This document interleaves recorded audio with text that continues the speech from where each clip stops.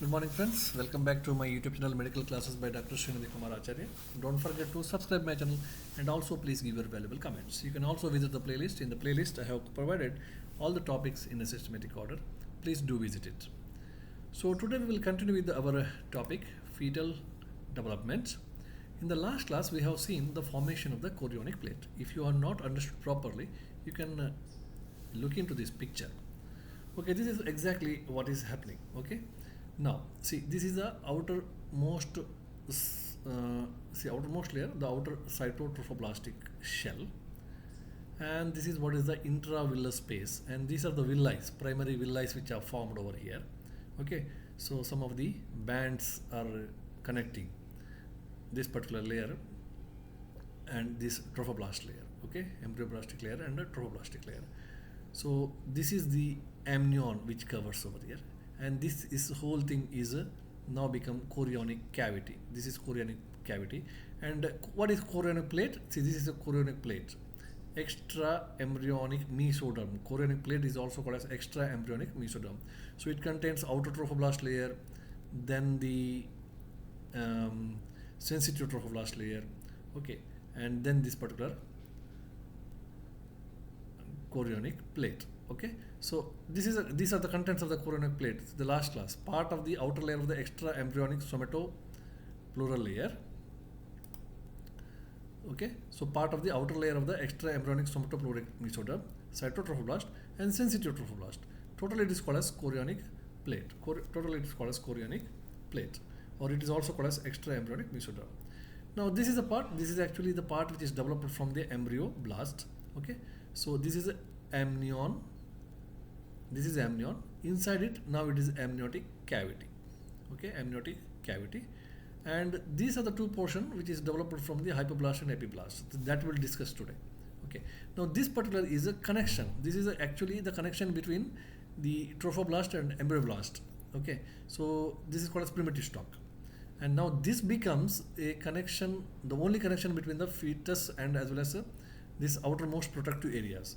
Whole this area parts become the protective layer for the fetus, and this is the actually fetus. Okay, so this is the only connection between these two. Okay, so this in future this will become what you say, the umbilical cord. And see, this is total picture now, and these are the spiral arteries. They are connected with the uterine endometrium. Okay, which layer? Second middle layer of the uterine endometrium. So now this is, so it's now it looks like it's a big balloon. Inside that big balloon, two small balloons are there.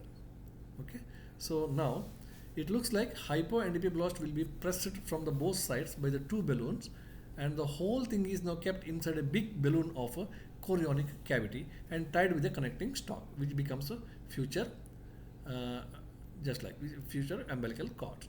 Okay, so two cavities, one this cavity, this cavity. This is kept in a big another cavity, chorionic cavity. Okay, so now we will continue. Bilaminar disc. Now this is another important thing which is important.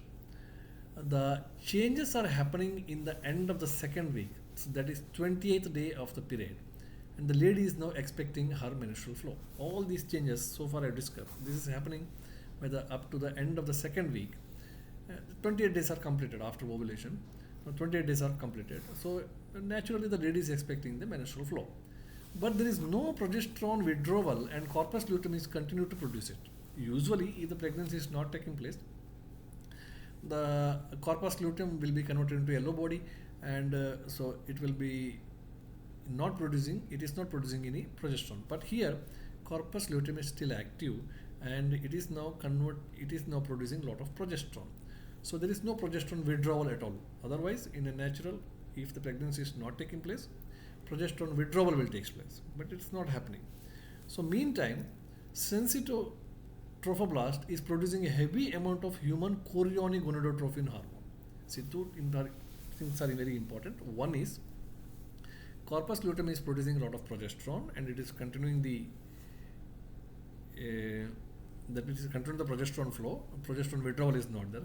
Second one is the outermost layer, that sensitive trophoblast. So that is producing another important hormone, that too in a very heavy amount. So that is called as human chorionic gonadotrophin hormone. Okay. and it is requesting this particular gonadotrophin, which is produced by the trophoblast layer. So it is requesting the corpus luteum to produce more and more progesterone. So it continued to maintain the endometrial layer because trophoblast layer now want to maintain the endometrial layers. There should not be any shed up. So to prevent this shed up, we need a lot of progesterone. So now it is requesting this corpus luteum, please you produce more and more progesterone. So corpus luteum is producing more and more progesterone. As a result, the pregnancy maintains. So as a result, what happens? The lady will going to miss the periods. The lady will going to miss the periods. Thus, there will be formation of the bilaminar disc of the embryo. So two discs are formed. One is hypoblast and another one is epiblast. Only two layers are formed. Therefore, we call this as bilaminar disc. Bilaminar disc. Now, in the third week, development of the embryo in the third week, the bilaminar disc is get converted into trilaminar disc. This is a very important event, trilaminar disc. Okay. So this process is also called as gastrulation. This process is also called as gastrulation. Embryo with the 3 layer is called as gastrula. Okay. Embryo with the 3 layer is also called as gastrula. Now bilaminar disc is formed in the second week, whereas trilaminar disc layer is formed in the third week. It's quite easy for remembering also. Second week bilaminar, third week trilaminar. In the bilaminar disc, there is a thickening in the uppermost part. What are the changes? How the changes occur?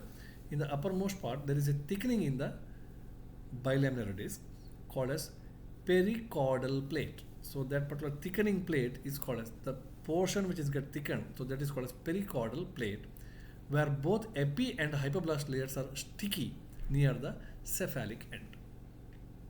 Epiblastic and hypoblastic. So both the layers are very sticky and firmly attached there. Okay, so that portion, in that portion, there is beginning of a thickening in the uppermost part, and that thickened part is called as pericaudal plate. Okay, so